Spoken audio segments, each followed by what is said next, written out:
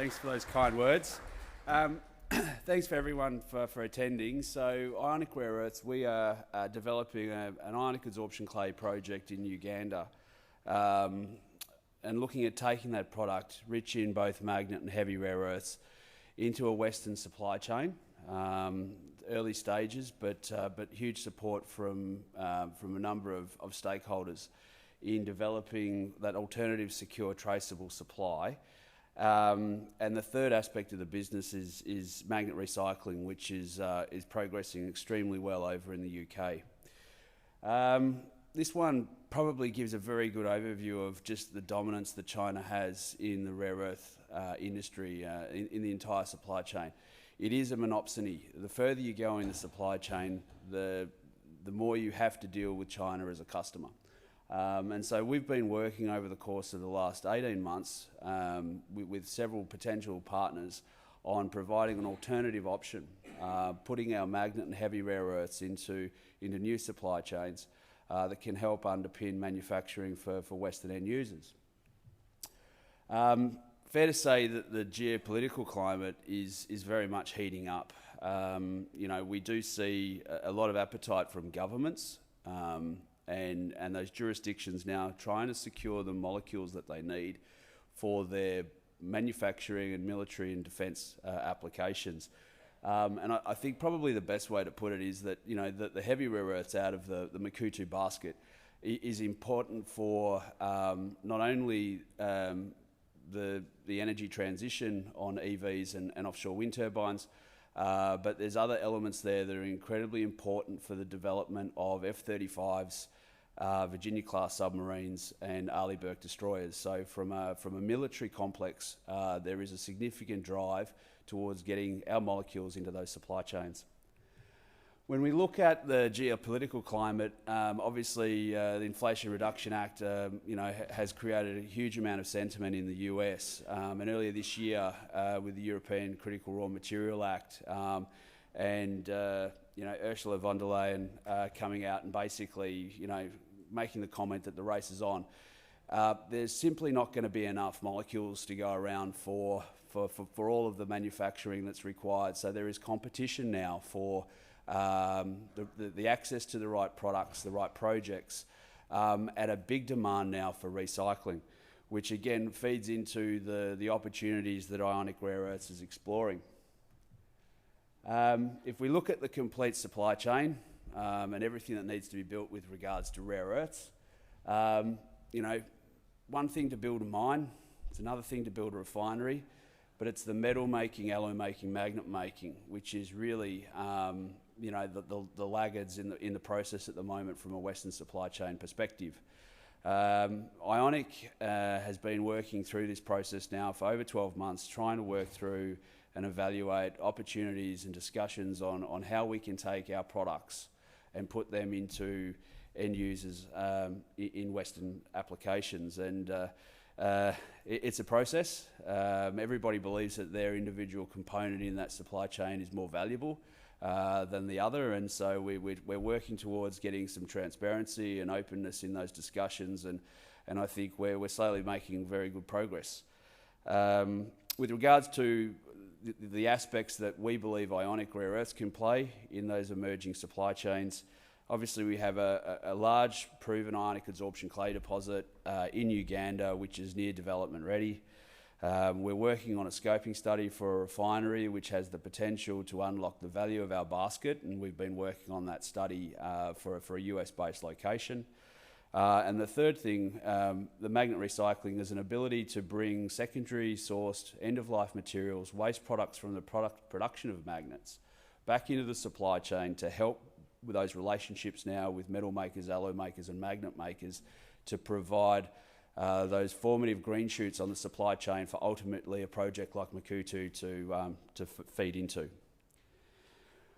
If we look a little bit more at Makuutu itself, so we've just completed a DFS on the first stage of the project. We have 6 tenements, and so this feasibility study just covers the central tenement at Makuutu, long life project, producing an amount of product that we believe that there's a market for when we're ready to produce this product in 2025. So, you know, we've done the work on defining what we think is a robust project for us to then grow substantially with the addition of extra capacity and modules to support that growing supply chain in time. The project location itself, so we're in Uganda, so 120 kilometres east of Kampala. Extremely well serviced by existing infrastructure. So we have a 132 kV transmission line that runs through the tenement, supplying and exporting low-cost hydroelectric power out from Uganda into Kenya. Roads, rail available to us, mobile phone communications and water available. So as far as infrastructure goes, we have all the building blocks there for us to be able to rapidly move through construction once we get to final investment decision. Looking at our tenements and the mineralisation, so we've got about 300 square kilometres of mineralisation. The mineralisation stretches approximately 37 kilometres end to end, 3 metres of cover, and then underneath that we've got a clay zone that's anywhere from 5 to 30 metres thick. The feasibility study is on the central tenement, which is the 35-year life project that we've defined to date. Very shortly we'll be mobilising drill rigs to work on increasing the classification on the resource out on the western tenement, and also out on our eastern and northwestern tenements, where we'll be continuing to do more exploration reconnaissance drilling. To put into context, we've got a large exploration target that has the potential to double the existing resource just on this tenement alone. We drilled 25 holes, 23 came back with thick ionic adsorption clay mineralisation intercepts back in 2021. So we're keen to get out there and do more drilling here, and we've got a new prospective tenement to the northwest where we haven't drilled as yet, but we have had some very encouraging metallurgical results up to the northwest. So we're quite excited about this new northwest tenement.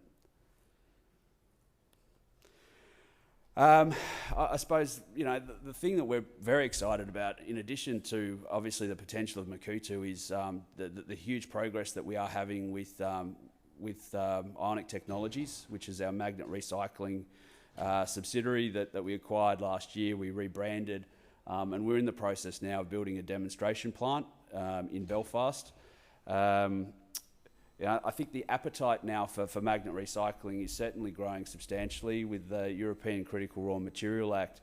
They've mandated that by 2030 they want 15% of what's now classified as strategic raw materials, which are the magnet rare earths, to be sourced from recycling. So we see this as being an area that's going to grow substantially, and the ability to bring on, you know, near-term production of magnet rare earths ex-China. If we look at the data that suggests the current magnet recycling probably makes up around about 40% of the total magnet rare earth supply chain. That's probably a reflection of the fact that when you make a magnet, about a third of the material that goes into making a magnet ends up as waste products that can't simply be redeployed back into making magnets via a short loop recycling.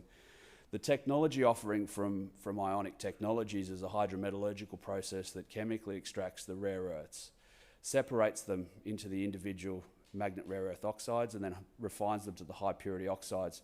So we can take varying compositions of magnets, separate the individual magnet rare earth oxides and put them back into supply chain for our partners to then use that material to make a wide array of different magnet applications.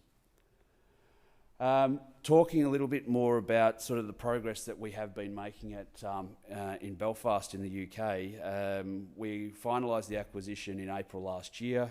The UK government gave us a grant for £1.7 million in September, and we've been rapidly working through the development of a demonstration plant in Belfast and setting up a new facility there, where we're planning on processing approximately 30 tonnes of permanent magnets, waste material, to produce 10 tonnes of oxides per annum. We've got about 50 tonnes of magnets in inventory. We think there's an ability to decouple or debottleneck, I should say, the demonstration plant, And we have had a tremendous amount of interest from various stakeholders and I suppose a growing appreciation and opportunity that's happening in Belfast, with certainly a lot of policy around the UK government's willingness to accelerate more investment in Northern Ireland, but also with regards to the appetite and availability now for European investment directly into Northern Ireland via the Windsor framework.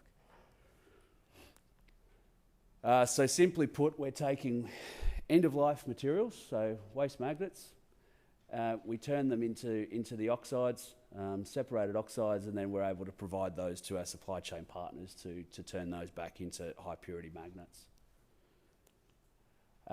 Just a little bit of detail on sort of the facility that we're building, and we're very excited by this. We're in commissioning now, and we expect to be making separated oxides next month in Belfast. And so with that, the company does move to a production of rare earths, and we're able to now move forward with our supply chain engagement. If we look at sort of the timeline and what the company's been focused off, I mean, we initially took a 20% interest in Makuutu back in August 2019. And it's been the focus of a lot of work over the first few years of development at Makuutu. Added in Ionic technologies last year, and I think we've now positioned ourselves and laid a very good framework and a base for us to now, work through a number of catalysts through the rest of 2023. We are finalising now and expecting to get our mining licence application at Makuutu very shortly. Working with our partners and stakeholders there, with the Ugandan government. We've got appetite now for, post the completion of the feasibility study, certainly a heightened level of engagement from the supply chain now and getting access to our product, and where that product could potentially go in the supply chain over the next 2 years. And coupling that with the progress that we're making with Ionic technologies, probably an opportunity to greatly accelerate our supply chain engagement through the rest of 2023. Just to finish off where we are, just the corporate snapshot. Market cap's around about $100 million.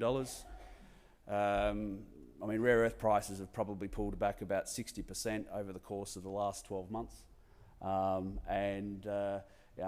Through the development of our project, and people in this room probably very familiar with the Lassonde curve. We expect that coming out of the feasibility study now, close to making an investment decision, but also being a near-term producer of magnet rare earths, we do expect in the near term the potential for a significant re-rate. And just to leave you with, I suppose, the value proposition.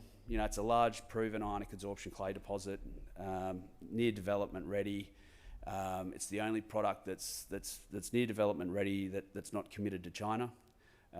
So with that, an opportunity for us to be one of the early movers in Western supply chains, especially for supplying heavy rare earths to end users in those Western jurisdictions. Makuutu will get larger with time. We've got a lot of exploration potential, a modular development, low capital, producing a magnet heavy rare earth product with no radionuclides. And that affords us the ability to look at a lot of different other ways in which we can monetize the mixed rare earth carbonate that will be produced at Makuutu. And with the exposure now to magnet recycling, we are in at the pointy end now of being able to meaningfully engage on the supply chain. So thank you very much for your time. We're at booth 55, and welcome any catch-ups later today. Thank you.